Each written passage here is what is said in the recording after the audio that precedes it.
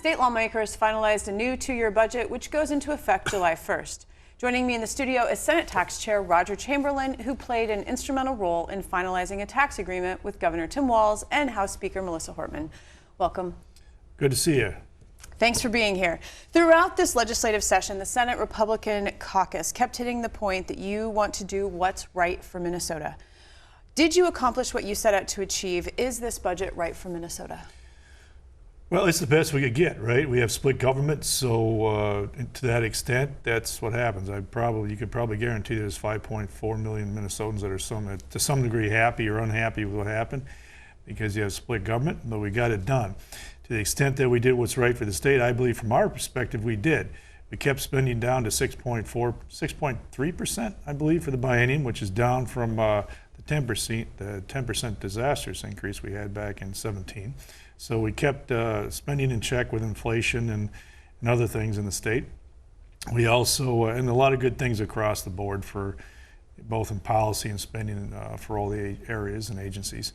But we also stopped $12 billion of disastrous, destructive, ruinous tax increases as well.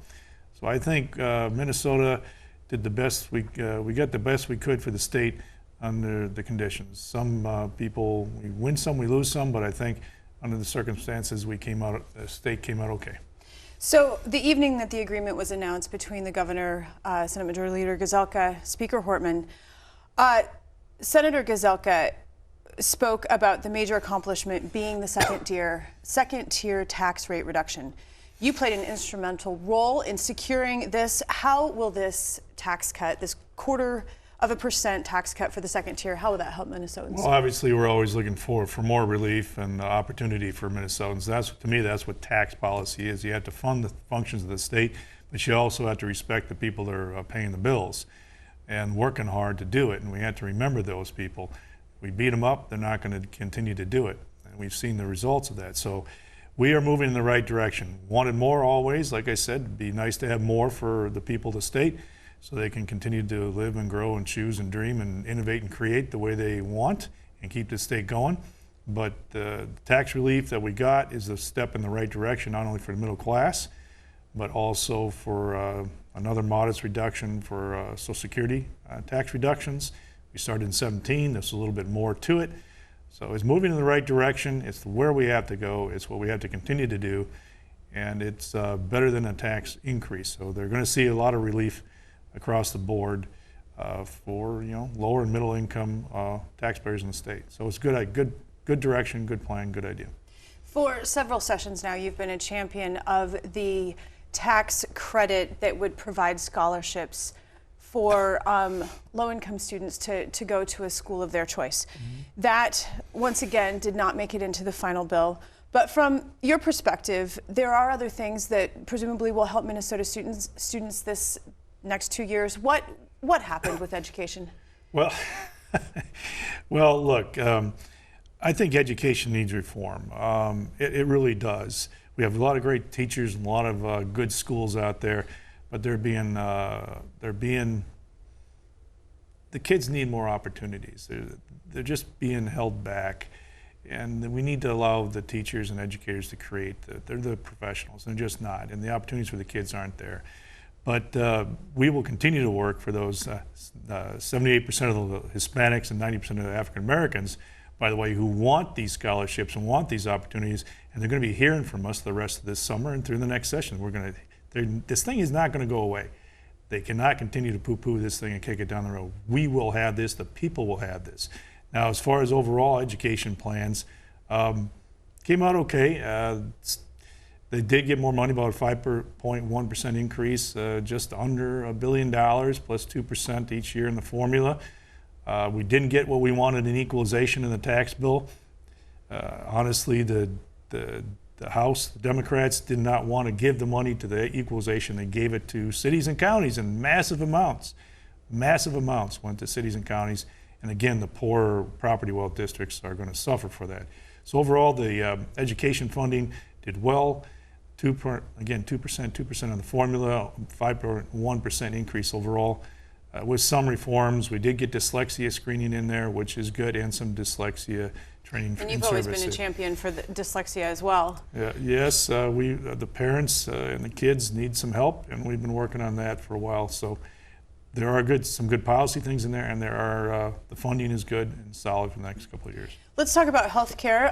What can Minnesotans look forward to in terms of anything regarding lower health insurance rates or lower costs to health care in general? Well, a couple things. I think one of the big things we did this year is what we call pharmacy benefit management reform. Mm-hmm. There was a middleman, so to speak, in the process, and it created distortions and inequity and unfairness across the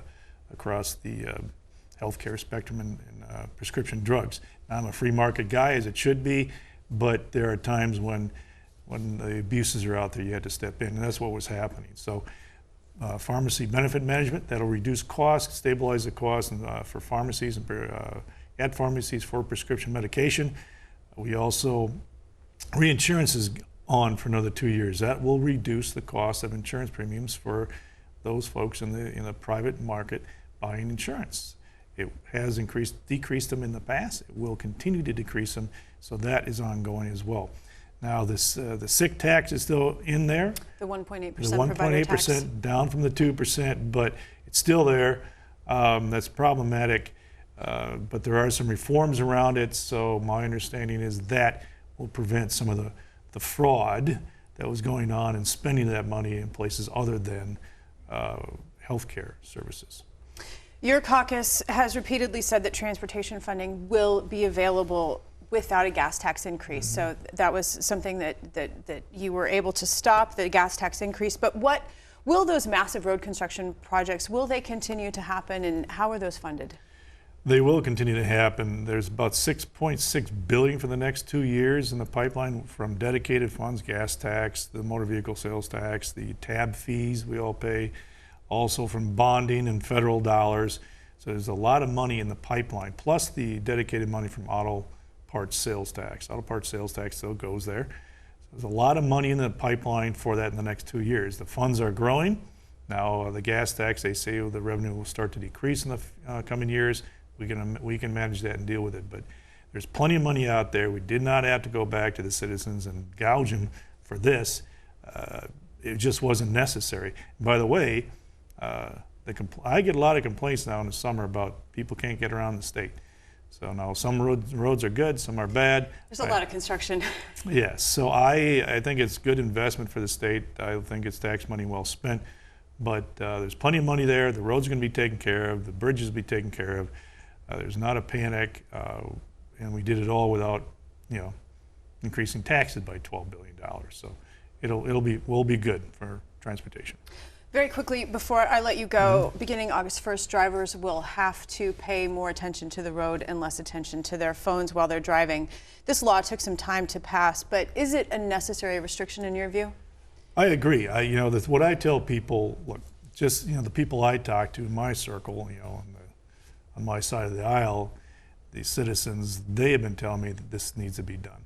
So if they're saying it, I believe it does. Secondly, driving is a privilege, it's not a right. We understand that. This is not like seat belts. Seat belts is something you inflict upon yourself. It's not like helmets as you inflict it upon yourself. Driving and playing with these phones is dangerous, and you can kill people. So I fully support the idea that driving is a privilege, and you have rights and a responsibility when you're behind that wheel, because you can kill people. So it's a necessary restriction. It's the right thing to do. People will be fine. We'll get around this. Senator Roger Chamberlain, thank you. Thank you very much. Good seeing you again.